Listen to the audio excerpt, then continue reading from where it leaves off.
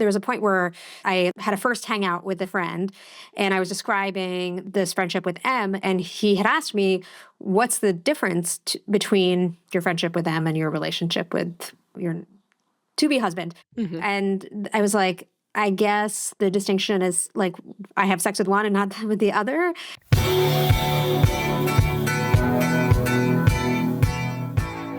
Welcome to Should We Get Married? My name is Emily Carter. My name is Maxson and Emily. And in this podcast, we're trying to figure out if we should get legally married to each other. Or stay dating forever. What's up with people playing it so cool these days? Today's guest is Rhaina Cohen, author of The Other Significant Others, Reimagining Life with Friendship at the Center. We talked to her about the benefits of prioritizing deep friendship alongside romantic partnership. Let's get into it. So Emily, tell us about Rhaina. So I read Rhaina's book when it came out a couple years ago, and I remember reading it and being like, whoa, marriage has become all-consuming in some ways. Like the expectations on it are higher than ever. And now friendship, it's a little unclear where it fits into it. She focuses on friendship and highlighting friendship as something that is not just, oh, like you got friends in your life, how nice. It elevates friendship to the same status as marriage. Like friends are really, really important. And that's kind of a novel concept for a lot of people. I feel like I see people get married and they're like, yeah, well, I'm married now, so like I gotta spend less time with my friends. Friendship is just not talked about the same way with the same level of reverence. You would never, fly across the world to go to someone's like friendship ceremony versus like a marriage. But man, friendship is like where it's at. And we used to live in a communal structure for many thousands of years. And now we like live in these little box houses and are separated from each other. I think the question we're answering through this conversation or figuring out how we feel about is like, what is marriage if you have emotional homes with other people other than your partner? And also, given our conversation with Miles and Electra, like, is sexual exclusivity the basis of a marriage? Doesn't really feel like that's right. So like, what is the basis? Yeah. And like, what can we point to and be like, this is the relationship that you and I share and it's special, but like why and what is it based on? Yeah. Is it emotional monogamy? For many people, no. For Rhaina, certainly not. She diversifies her emotional homes everywhere. Yeah. Rhaina is not just talking the talk, but she is walking the walk. She lives with her husband, but they also live with several other couples, some of which have children, and they're all in life together. And it seems like it's super rich, super helpful and supportive. And Rhaina has had several friendships that she would describe as she puts it, platonic life partners, which is as strong a term as you can give to someone who you're friends with. If you like what you hear, check out Rhaina's book, The Other Significant Others. And she's also contributed to this anthology coming out later this year called Living Together, Reimagining Community in the Age of Disconnection. So I'll be looking out for that once it comes out, and you should too. Yeah. Okay. Without further ado, here is Rhaina Cohen. Let's get into it.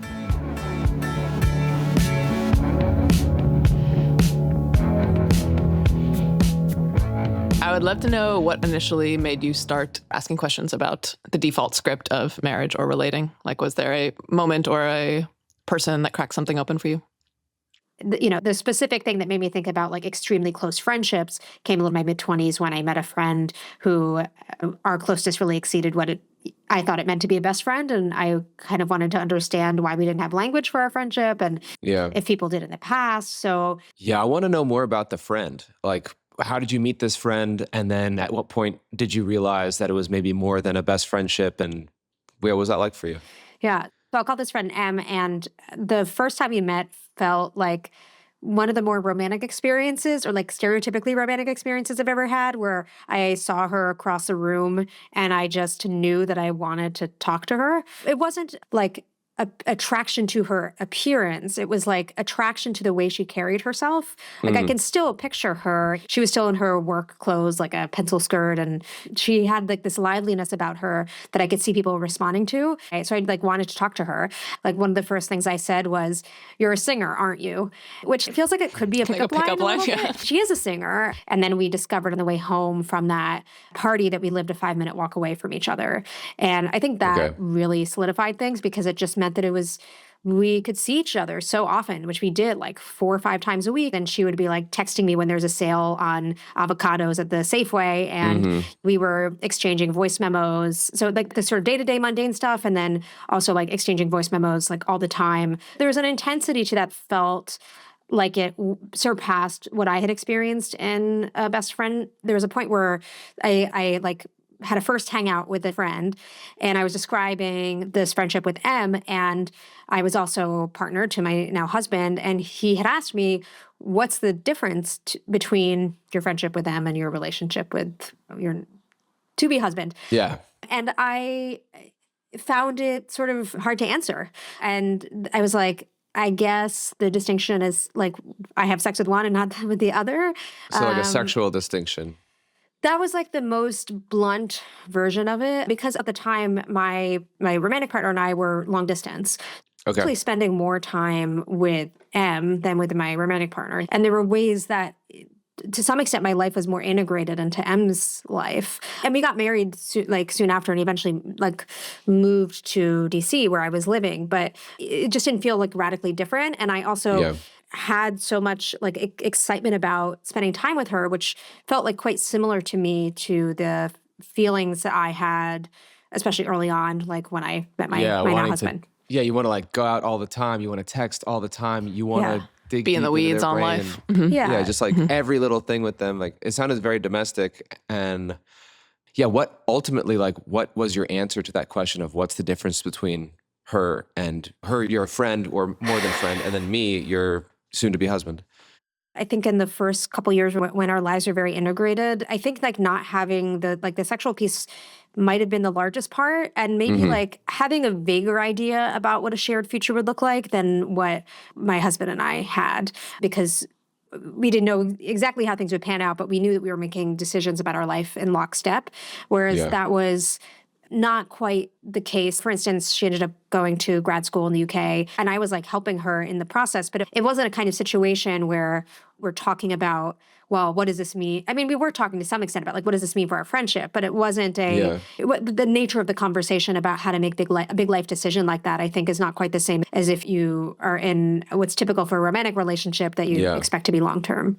I mean, did you want it to be? Did you feel like hurt that she was not saying, hey, by the way, tough news that we have to figure out together. I might be going abroad. How are we going to tackle that together? I don't think so. I think partly because I really expected her to come back after 2 years. Like, I knew how special that period is. I mean, I had a lot of like kind of preemptive nostalgia before she left, and was worried about how like it would affect our friendship. I also kind of wondered how much I didn't feel like it would have been reasonable to ask for those things. Like, even though the two of us were very analytical about the friendship, I'm trying to chat, like, not sort of follow all norms around friendship being this sort of diminished relationship. I'm sure that like plenty of those ideas seeped into the background of my thinking and affected how I then acted. Yeah, I feel like for better or for worse, friendship like this doesn't have a clear container, and therefore you can't really hold on to a vision of the future too tightly because there really isn't one. And with marriage, for better or for worse, we have like a container of what that looks like that we can look at the shape and like decide how we want ours to look based on a structured shape. But yeah, I really resonate with this style of friendship. I've had so many of these in my life where it's just like I'm so intensely connected to someone and like forming an attachment, and it's like so beautiful, and it might not last forever, and that's like part of the beauty of it. And it doesn't fit an obvious place in your life, so you feel like you've got something special. And yeah, I think it's a beautiful thing. Yeah, I mean, the word attachment is actually very apt. One of the people who I ended up talking to later as I worked on the book is a psychologist named Lisa Diamond, and she pointed out that in order to have an attachment relationship, which we usually think of as like a parent or romantic partner, but it can be a platonic relationship, the sort of elements are time, togetherness, and touch, which is certainly what I had with M. But I think the broader point is like, yes, of course you can be attached. You can have an attachment relationship to somebody who you are not having a sexual relationship with, or who do not take care of you from ages 0 to 18. Totally. Curious about how the friendship with M landed with your husband early on. Was there like jealousy or negotiation of time or anything to navigate there early on? Not at all. He was happy that I'd moved to a new city and that I had kind of found my footing. and was such an important part of those of making me feel settled in DC. And we kind of cultivated an overlapping set of friends. And he's very close to her, and they have their own independent friendship. There are ways that their work crosses over more. They've had a lot of like more sort of career oriented conversations because of that. I mean, like the opposite of jealousy. I think it was more he was very happy to have this like pre-vetted friend to add to his circle as well. That's nice. I mean, so was there friction for you anywhere? Like, was your family weird about it, or were other friends weird about it, or? And the one thing that I'm thinking of, which I think was very well intended, was when I had brought up with my mother-in-law that I'm bisexual. She had asked if I had like had a crush on M, if the like bisexuality explained that. And I was like, no, that's just not. That wasn't the nature of it. And also M is queer, so like it's more understandable, that kind of excitement, I think, to people if there is a conventional romantic sexual element to it. Do you think that if M were a man, people would have had a different reaction? Oh man, I'm just thinking about like how many people I've had send me messages essentially asking the question of can men and women be friends, like this Age old. yeah. So I think there would have been actually, as two women, that we probably had more license to be close and for it not to be sort of immediately sexualized than if we were two men or if we were a man and a woman. For the men's side, because I think men are given very little license for real closeness with other men, at least with the sort of the constrictions of what straight masculinity looks like. And then I think for men and women, there's just always the suspicion of, well, is one of them in love with the other? And this can't work out in the long run. So I think those might have been actually more complicated situations. Yeah, got it. So to zoom out, like this story Can I ask you a question first? Yeah, sure. How do you relate to the part of me that likes attaching to people in this way in friendship? Most of the time, I feel really similar to how Rhaina's husband feels, which is how amazing. I'm so glad that you can have this person that fulfills these beautiful needs. Yeah, I feel really excited. I would say like 99% of the time in regard to these friendships you have. There's a million people, honestly, where you have a enhanced friendship, where Emily has unlimited texting capability. I often will like wake up in the morning and she'll be over on the couch having coffee, sending some voice note to someone that I've literally never heard of before. And then turns out they have like an unbelievably like long, robust friendship. And there's just a million surprises like that. I feel lucky that I get to have all these other people on like team Emily, because I feel like I'm like a big cheerleader of Emily, and I love that all these other people see Emily the same way that I do and love her so much. And I also feel lucky that they have just different interests and they can satisfy her in all these ways. We have one friend who like loves magic and is down to go to the magic conference with Emily. I'm not necessarily like up for the magic conference every year. There's another friend, and Emily like goes to Ibiza with her for 3 weeks every year to do their special time together. I feel that Emily's unbelievably diversified in terms of who she relies on and is able to vent to other people about me. So I don't have to take like the big, I don't know, I'm often getting like a second order processing with her rather than a first order processing if we're having some issue. I feel like there's a lot of benefits. Sometimes I'll feel very occasional, I'll feel like kind of left out, or I'll feel jealous, or I'll feel, I don't know, neglected, but like very rarely, because Emily's really good. So yeah, I mean, I think it's a great question to pose to me, Emily, because it's so, what Rhaina's talking about is so related to like our project, in that we're figuring out how we want to relate to each other, and will this legal framework serve us, and will this like societal framework serve us? And yeah, Rhaina, like it's common for Emily, and it's common for you. Is this common for other people too? Like, do a lot of people have a structure like this, or do you feel like you're in the minority? And like, what should other people think? How should people think about that?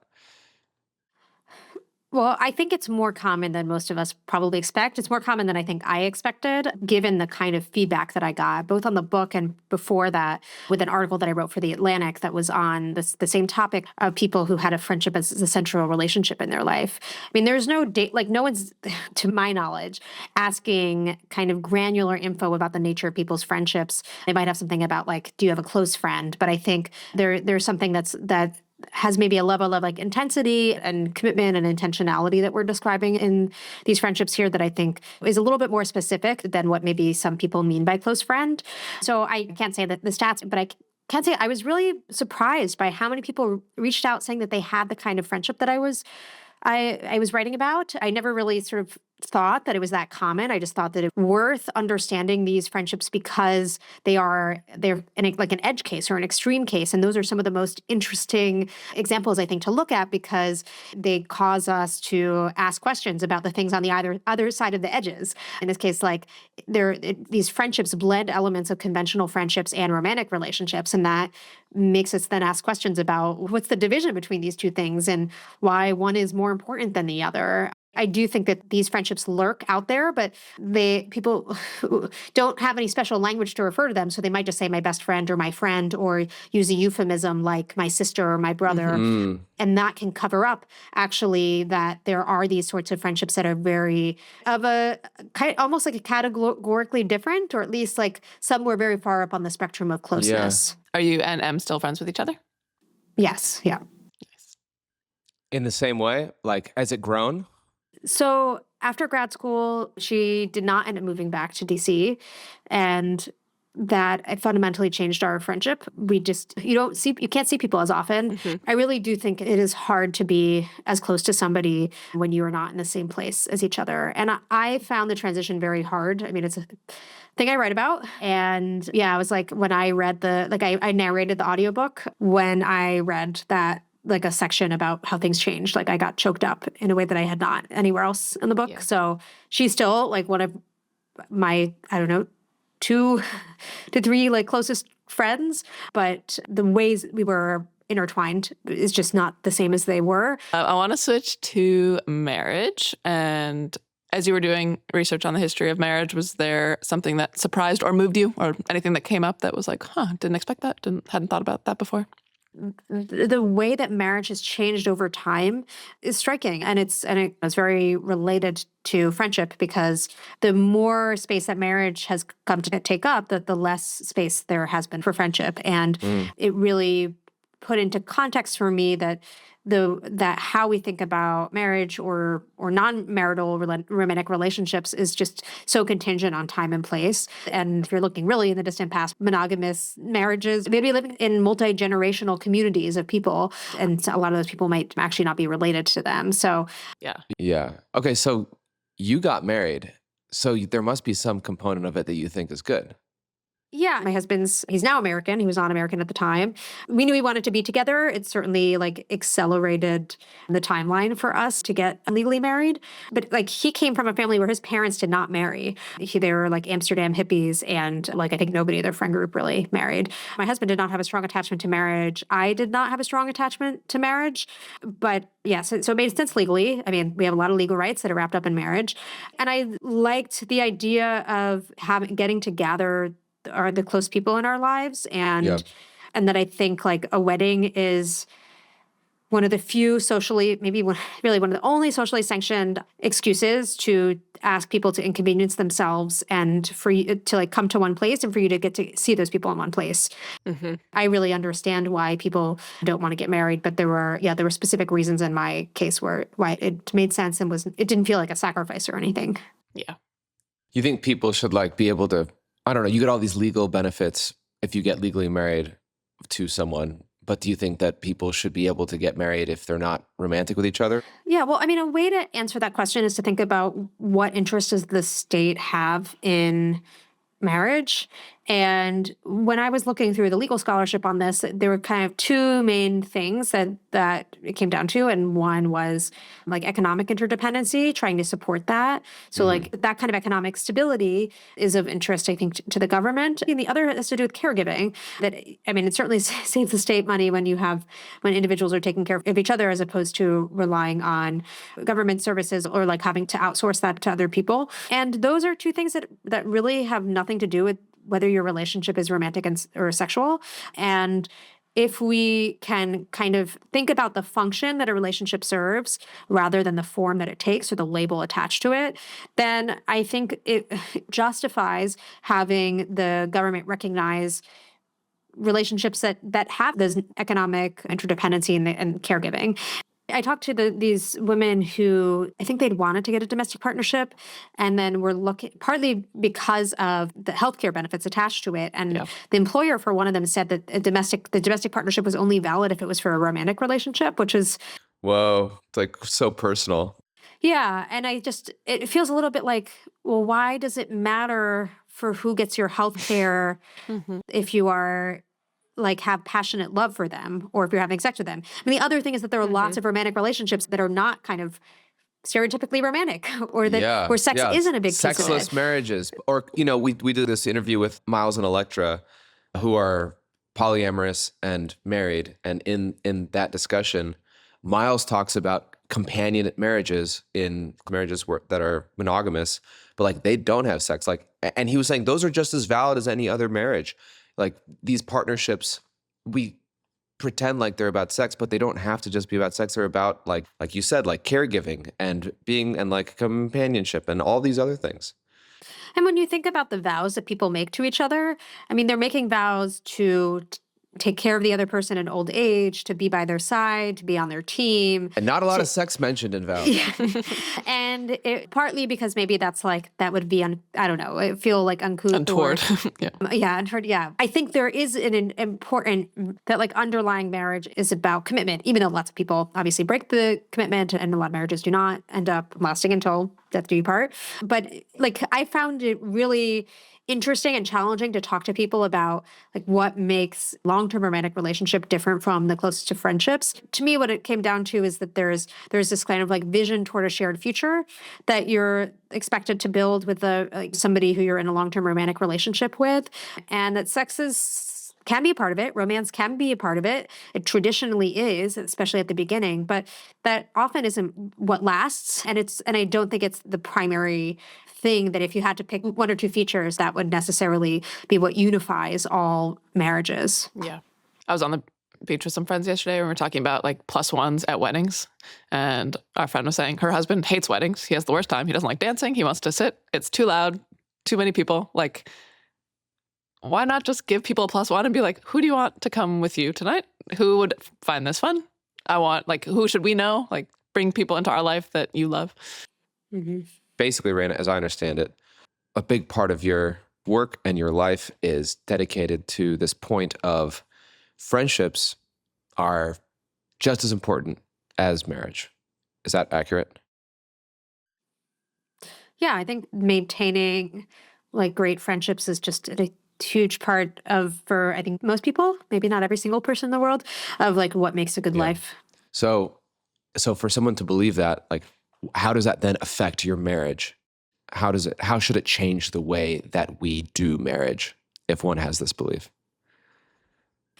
Well, I think the conventional idea these days that your romantic partner is supposed to be your everything, that they are supposed to be your confidant and your career coach and your co-parent or your caregiver, and that if they can't meet every one of those needs, that there's something wrong with the relationship. Like that idea goes out the door because you have other people in your life who might enjoy things that your romantic partner does not. And that's actually not pointing to a deficit necessarily in the romantic partner, but actually to the like richness and robustness of the wider social circle that you have. So I think that like one person being everything idea doesn't really hold as strongly. And also the kind of automatic hierarchy that a romantic partner is, of course, on top, that their needs are going to be more important than anybody else's. So if you have to choose between two things that are happening, that you would automatically choose something that your romantic partner wants to do rather than something that is important to a friend in your life.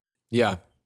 And I think that you would also not see friendships and romantic relationships as competitive with each other necessarily, but instead there's a way that you can see friendships as really being complementary, as creating a kind of like buffer or a form of strength for the romantic relationship. Yes, I agree like wholeheartedly that friendships enhance your relationships. Like, how do you prioritize marriage versus relationships versus friendships? Like when you have a friend who's super, super close to you and you spend so much time with them, sometimes a partner might get like super jealous. That definitely happens out in the world. Like, how do you think about that? And how do you think about prioritizing like a friendship, like super close friendship, platonic life partner versus a marital partner? I don't want to kind of speak with a broad brush about how either treating all forms of envy or discomfort as legitimate or as illegitimate. I think it really depends on the situation. And maybe that's partly an answer to your question, Max, and that like, how do you think about balancing these types of relationships? You want to talk about what is the commitment that I've made to each of these people. And I mean, in a romantic relationship, people are often more explicit, but you can be in a friendship. And like, am I doing right by this person? Am I like neglecting them, or do I have multiple close people in my life and I need to attend to all of them? If someone feels jealous, is that about like just feeling insecure in the relationship because their partner is not behaving in a way that like that would make them feel secure? Like, we have ideas about a romantic partner being constantly accessible and that they shouldn't go to anybody first. And I just think that when you're trying to figure out the roles that friends versus romantic partners will play in your life, like, it's worth asking, how much does what the culture says actually align with what I believe to be true or what my values are? Like, I take seriously that there might be costs to having more than one really close relationship in your life, but it doesn't mean that it's worth just saying like it's easier to just treat romantic relationships as priority number one always. Tell us about your decision to live with many people. I mean, in a way, it's been like a decision that I've repeated several times, but my husband, I guess close to 5 years ago now, ended up having a conversation with friends who were going to move from Massachusetts to DC. And we joked about how we could live together, and they took the idea seriously and wanted to run with it. And they had a young child at that time, which was a real bonus for my husband because he loves children. So the idea of getting to live with the kids was really exciting to him. And we moved into a house and lived together for 3 years. Our friends had jobs that ended up taking them elsewhere, but we loved that. And when our friends were going to leave, we wanted to like, continue living in a similar way. And we managed to recruit a friend of ours to move to DC, and then ended up having like a couple other friends live with us, and just really enjoyed sharing space with other people. You know, my husband is not a musician, but several of my friends, I play rudimentary piano and sing, and like a couple of my housemates are very into music, and we all kind of reinforce each other's interest in that. And my husband's very into games, and I am like not the most capable or competitive at like card and board games, and he has people in the house to do that. Yeah. Do you and your husband want to have children? That was a big motivation for all of the couples. Like, all three couples want to have kids, and we got a house that was meant to accommodate the like each of us having a kid.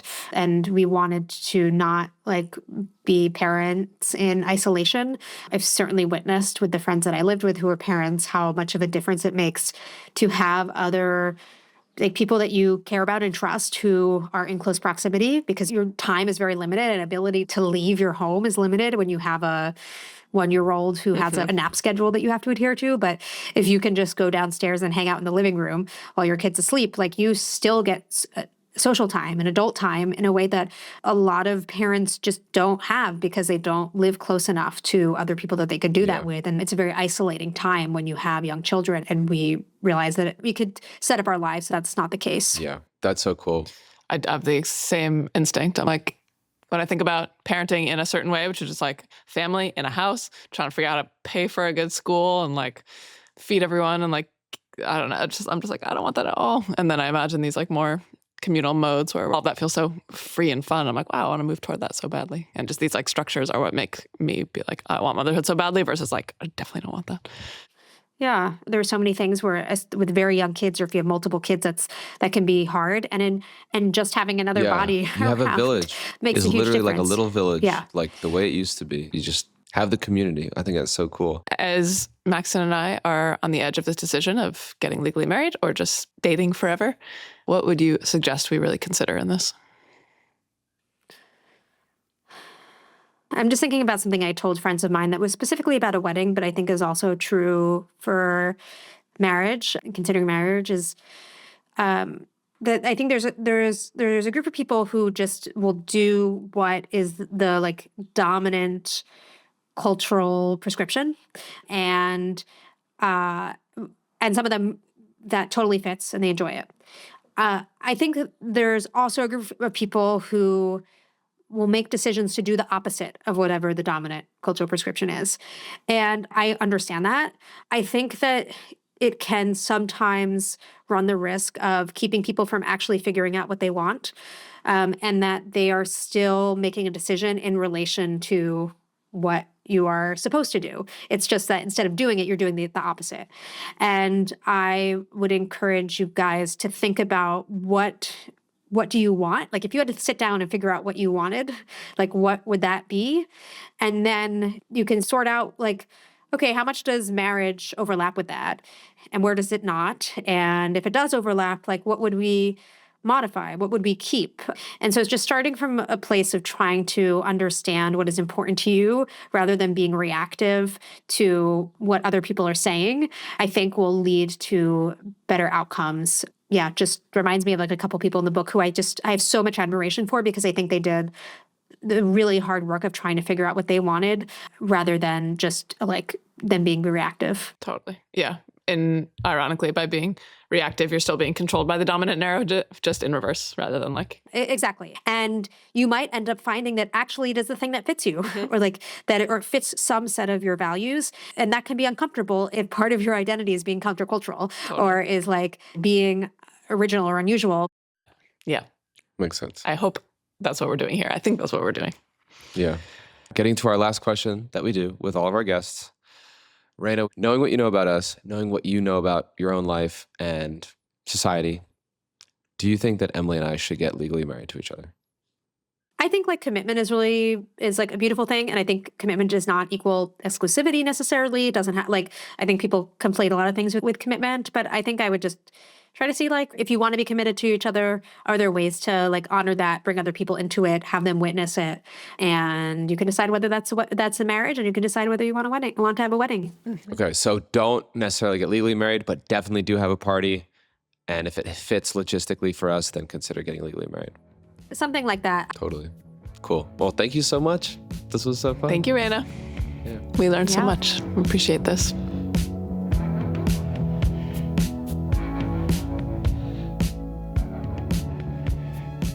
That's the end of our interview with Rhaina Cohen. Thank you, Thanks Rhaina. for being on the pod, Rhaina. Thank you.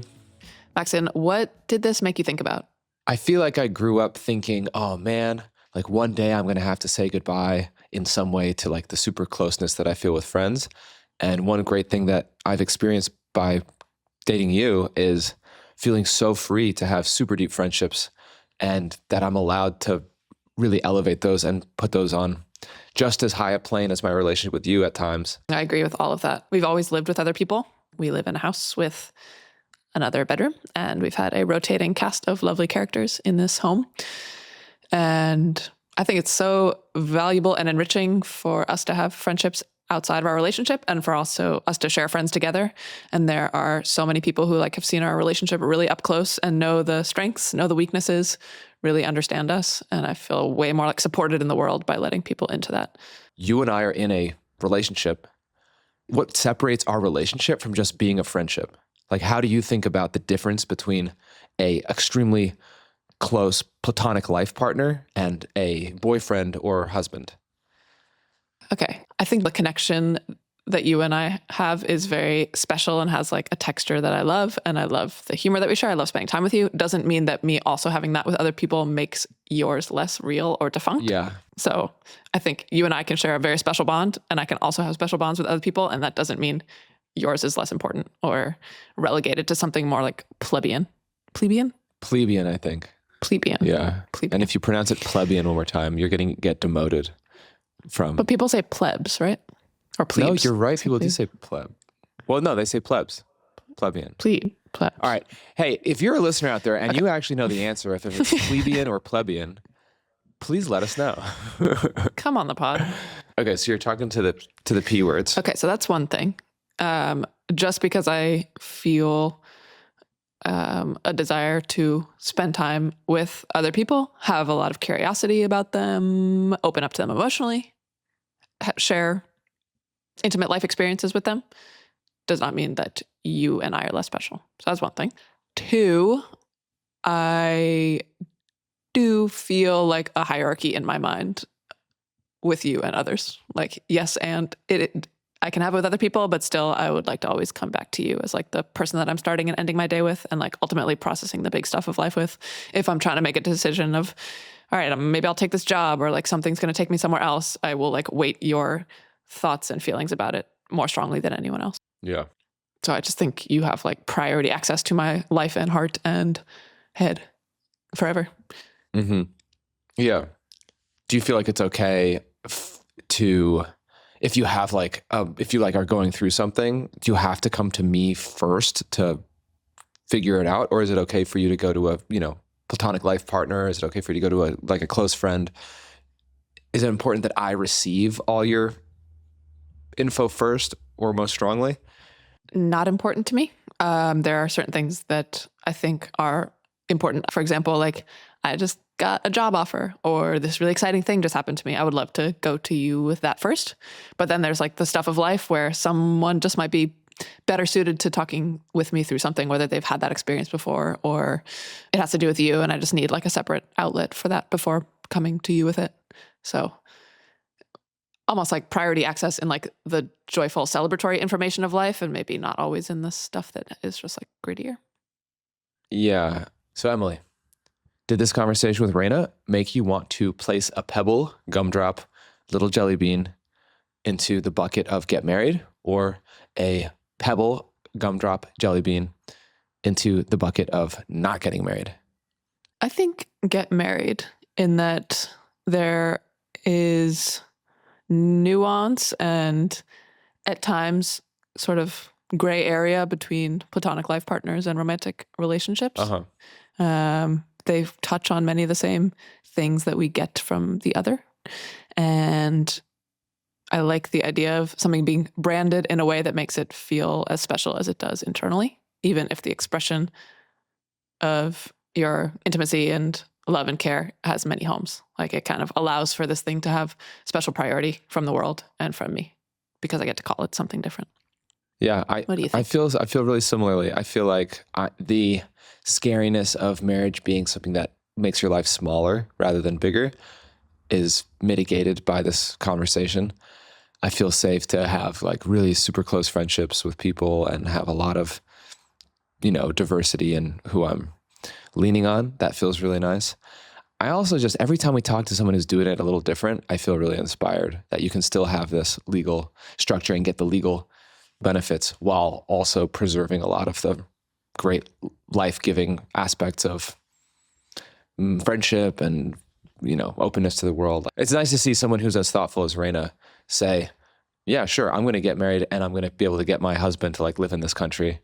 And I'm also going to continue living with other people and like having communal life. And yeah, I don't know. I feel inspired by that. I love that. And in our next episode, you're going to hear me and Emily actually get fake married with Nico. And here's a little taste of that. I, Maxson and Emily, pledge to you, Emily Carter, Pledge to you, Emily Carter, to stop poking and prodding you when you're trying to fall asleep. Don't stop. But also, no promises, because I know you actually love it. I'm so happy you said that last part. Should We Get Married is an original series by Easily Wowed and Bad Cooley Productions. This episode was created by me, Maxson And me, Emily Carter. and our producer, Ramoy Phillip. Theme music is the song Fake Romantic by the band Melt. Logo and brand design by Madeline Vogue. Sound design and mixing by Ramoy Phillip. There are so many of you out there who are asking these exact same questions, and we don't all have to investigate marriage on our own. Subscribe to Should We Get Married and learn with us as we make our decision. See you next time. Fake romance.